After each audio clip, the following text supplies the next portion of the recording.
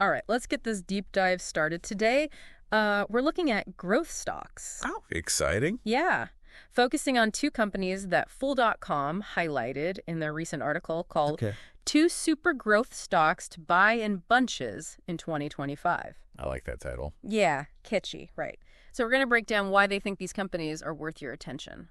Yeah, growth stocks, always an interesting topic, right? Absolutely. I mean, they can be very rewarding, but also, Yeah. a little risky. Yeah, definitely. Higher risk, potentially higher reward. Exactly. High risk, high reward. So I think, it's really important to understand Yeah. the companies and what's going on, the trends, For sure. Really understand what you're getting into before you jump in. Right, Okay, so let's jump into the first company, SoFi. right. Their stock performance has been, well, pretty crazy. Yeah, it is. Up 57% last year after more than doubling in 2023. Wow. Would you have predicted that? It's pretty impressive, yeah, especially given how tough 2024 was, right? Right. SoFi, they're mostly focused on loans. Yeah. Student loans particularly, and, rising interest rates. Yeah. It was a rough year for a lot of lenders. Definitely made, borrowing so much more expensive. Right. And that definitely slowed down their revenue growth, Sure. which, didn't exactly make investors thrilled. Yeah, no surprise there. But they turned it around. They did. Big time. Yeah. So SoFi is expected to report their fifth consecutive quarter of positive net income. That's amazing. First full year of profitability. Huge. Yeah. And part of that, I think, is due to the Fed cutting interest rates. Makes sense. Is making borrowing more appealing again. Yeah, exactly. And their lending business is really benefiting. Yeah, they even exceeded lending revenue expectations in Q3. They did. So it's not just a comeback story, right? Yeah. They're evolving. Yeah. I mean, it's interesting because they're not just about loans anymore. Okay, so what else are they doing?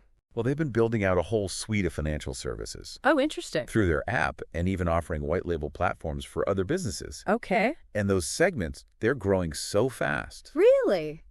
Yeah. Yeah. And it all adds to their overall stability, which Yeah, that diversification is key. absolutely. I'm curious, though, how are they actually using this app Yeah. to be different? That's a good question. What are they doing that's really clicking with people? Well, I think they're really targeting that Yeah. younger, more tech-savvy audience Okay. who wants to manage everything in one place. Right, the one-stop shop idea. Exactly. They've got budgeting tools, investment options, Hurrah. even cryptocurrency trading, all within the app. So they're really trying to cover all the bases. Yeah.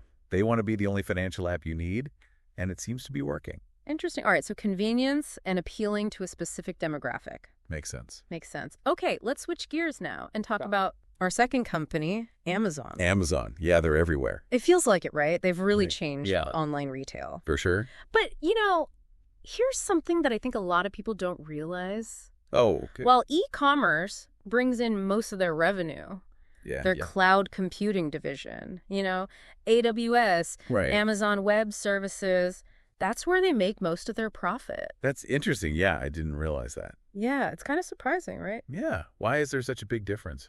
Well, e-commerce, it's a tough business. Yeah. There's a ton of competition. Shipping costs are high. Right. You're always having to offer deals to get customers. Yeah, So all of that eats into your profits. that makes sense. Yeah, so AWS is the real moneymaker. Okay, so tell me more about AWS. Well, think of it as the infrastructure behind the entire internet.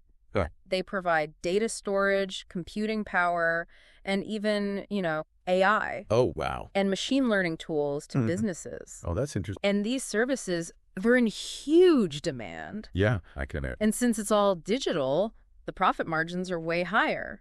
Right. So, and AI is a big part of their growth, right? AI, yeah, absolutely. They're like one of the major players Yeah. in AI-related cloud services. Right. They offer things like image recognition, natural language processing. Wow, they're really on the cutting edge. Yeah. And as more businesses adopt these AI technologies, Right. AWS is in a great position to capitalize. Makes sense. So we've got the e-commerce giant, we've got the cloud powerhouse, Yeah. but they're also becoming this major force in digital advertising. Oh, yeah. How do they even get into that? Well, they've kind of brilliantly leveraged their e-commerce dominance Okay. to get into advertising. So how does that work? They've got this massive amount of data Yeah. on what people are buying, searching for, interested in, Right. so they can target ads super effectively. Oh, that makes them very valuable to advertisers. Exactly. So it's not just about selling products anymore. Uh. It's about selling access to potential customers. Interesting. Right. Yeah, that's smart.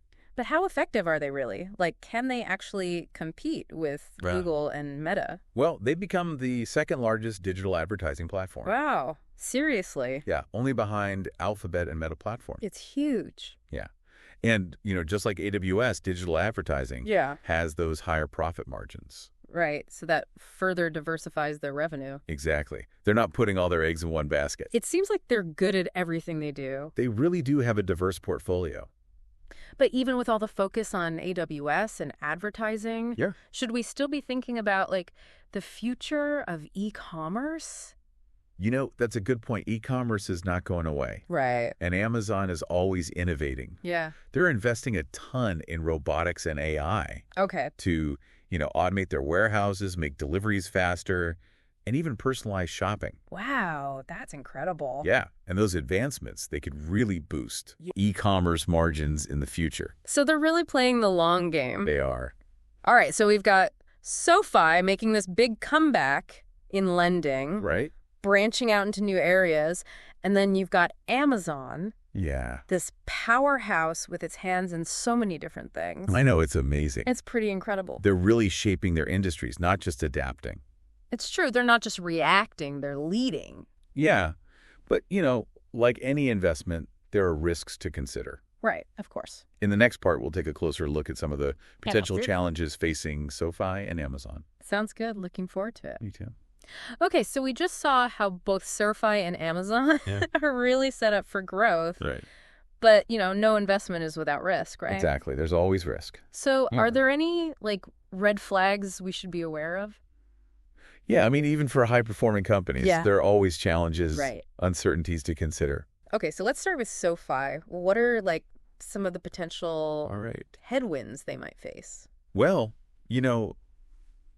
their main business is still lending, Right. which makes them really sensitive to Yeah. changes in interest rates Yeah.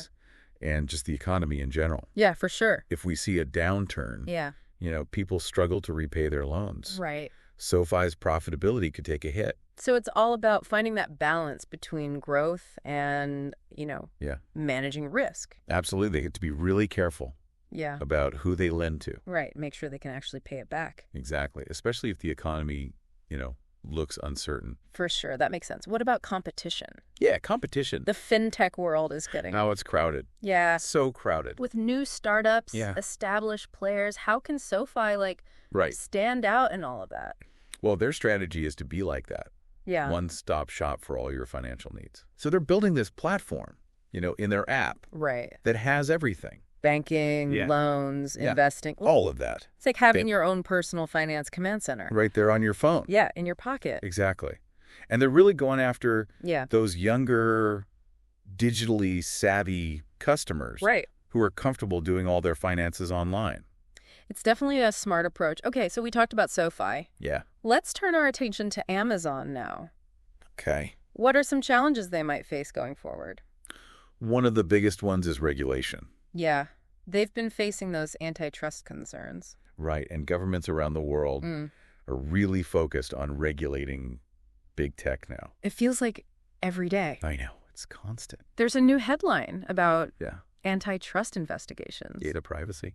Right. It's a lot. For a company as big as Amazon, that has to be, It's a huge concern. yeah, a major concern. They can't ignore it. Yeah. Any new regulations or lawsuits Yeah. could really limit what they can do Right. and lead to some big fines. And then on top of all that, there's just the challenge of managing Oh, yeah. their size It's massive. and flexing. It's like this huge empire. It's true. With operations in so many different industries. It must be so hard to just keep everything It is. It's a challenge. running smoothly. It's like trying to steer a giant ship right?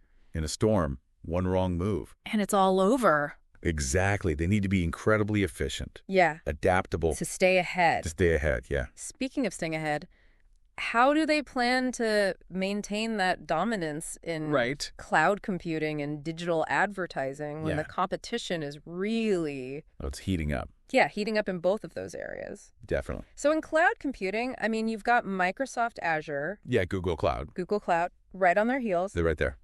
So to stay ahead, Amazon needs to keep innovating, Yeah. Push the boundaries offer new things. and provide great customer service. Yeah, that's important. It's like an arms race. It really is. Yeah. Constantly evolving, pushing each other further. Exactly. And then in digital advertising, Yeah.